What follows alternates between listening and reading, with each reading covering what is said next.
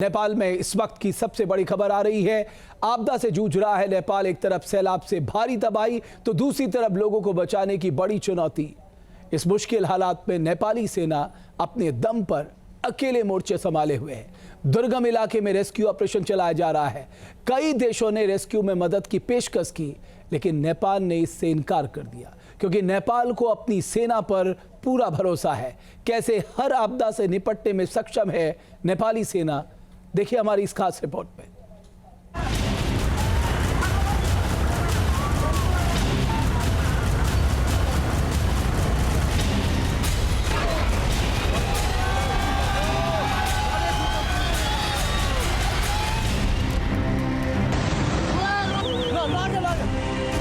कुदरत के कहर से नेपाल में भारी तबाही हुई।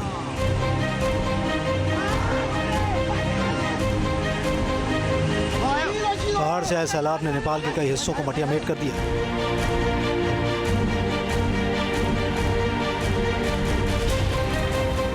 कई गांव मलबे में तब्दील हो गए, घर तिनकों की तरह बह गए। लोहे के बड़े पुल भी नहीं बच पाए। इंफ्रास्ट्रक्चर का भारी नुकसान हुआ। हजारों लोग लापता हुए, जिनकी तलाश में सेना का रेस्क्यू ऑपरेशन जारी है। इतनी बड़ी आपदा में नेपाली सेना ने मोर्चा संभाला। अपने अदम्य साहस और दमदार ट्रेनिंग की बदौलत नेपाली सैनिक देवदूत साबित हो रहे हैं। दुर्गम जगहों पर रेस्क्यू ऑपरेशन चलाया जा रहा है। अथाह पानी के बीच रेस्क्यू करना हो या फिर मलबे में दबे लोगों का, नेपाली सैनिक हर चुनौती का मुकाबला करने में सक्षम है। लोगों की अंतिम उम्मीद अब नेपाली सैनिक है, जिनका मूल वाक्य है जय महाकाली आयो गोरखाली। नेपाल में आई बड़ी त्रासदी को लेकर कई देशों ने रेस्क्यू ऑपरेशन में मदद की पेशकश की।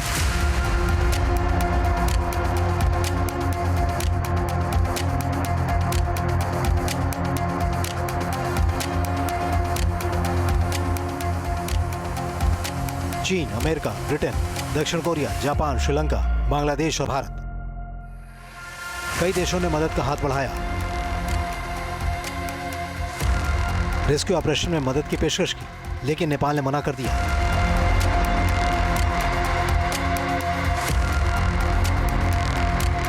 नेपाल सरकार का साफ कहना है कि उन्हें अपनी सेना पर पूरा भरोसा है। उनके जवान राहत और बचाव कार्य चलाने में पूरी तरह सक्षम है।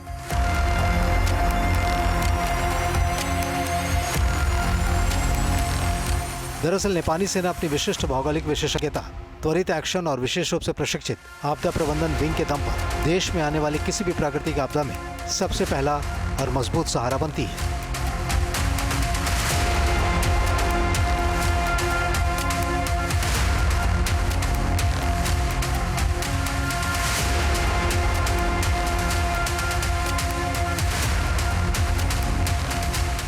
नेपाल में आए विनाशकारी सैलाब के बाद नेपाली सेना ने रेस्क्यू ऑपरेशन चलाकर खुद को एक बार फिर साबित कर दिया है।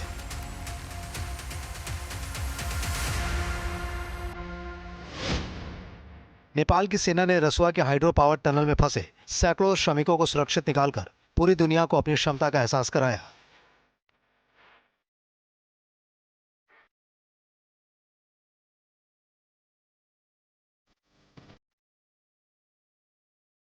नेपाल के रसुआ जिले में भोटे कोशी नदी में आई विनाशकारी फ्लैश फ्लड के बाद नेपाल की सेना ने अपर त्रिशूली हाइड्रो पावर प्रोजेक्ट की सुरंग में फंसे लगभग 350 श्रमिकों और स्थानीय लोगों को सुरक्षित बाहर निकाल लिया।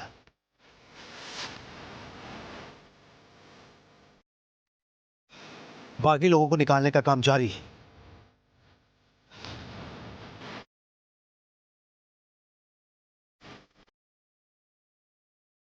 दरअसल नेपाल की सेना 24 घंटे आपदा प्रतिक्रिया के लिए तैयार रहती है।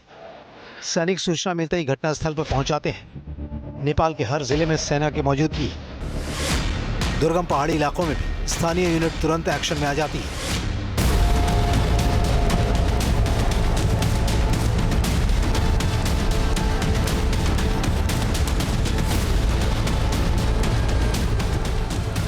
नेपाली सेना के पास विशेष रूप से गठित आपदा प्रबंधन बटालियन और Nepal army disaster management training school भी है।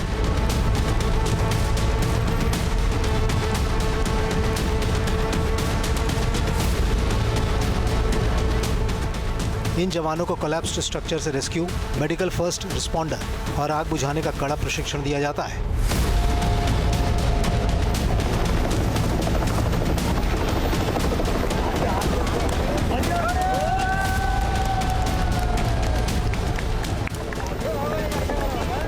बाढ़ या लैंडस्लाइड के कारण सड़क मार्ग टूटने पर सेना के हेलीकॉप्टर दुर्गम पहाड़ी चोटियों से लोगों को एयरलिफ्ट करते हैं।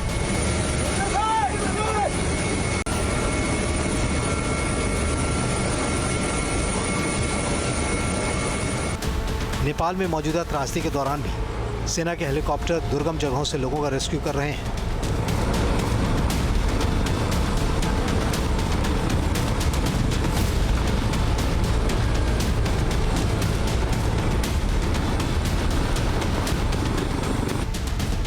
नेपाली सेना की शारीरिक क्षमता की बात करें तो कठिन रास्तों और भारी कीचड़ के बीच सेना के जवान पीड़ितों और बच्चों को अपने कंधों पर उठाकर सुरक्षित स्थानों तक पहुंचाने में सक्षम है।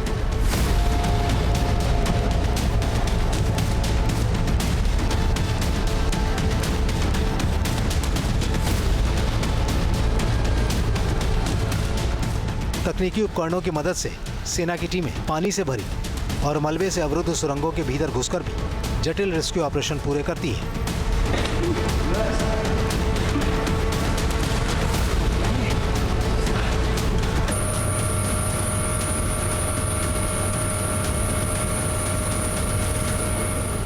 उफनती और तेज बहने वाली नदियां, जिनमें त्रिशूली और भोटे काशी शामिल हैं, वहां से लोगों को बचाने में नेपाली सेना का कोई जोड़ नहीं है।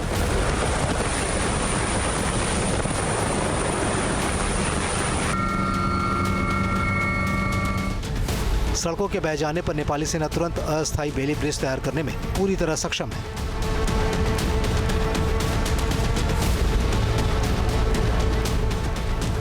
ताकि राहत सामग्री पहुंचाई जा सके और संपर्क बहाल हो।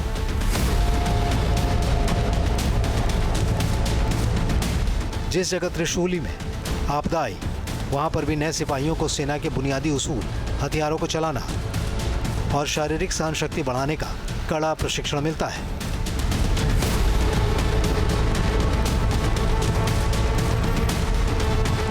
यही वजह है कि अपनी जबरदस्त ट्रेनिंग की बदौलत नेपाली सेना इस भयानक त्रासदी से अकेले मुकाबला कर रही है। Team news nation.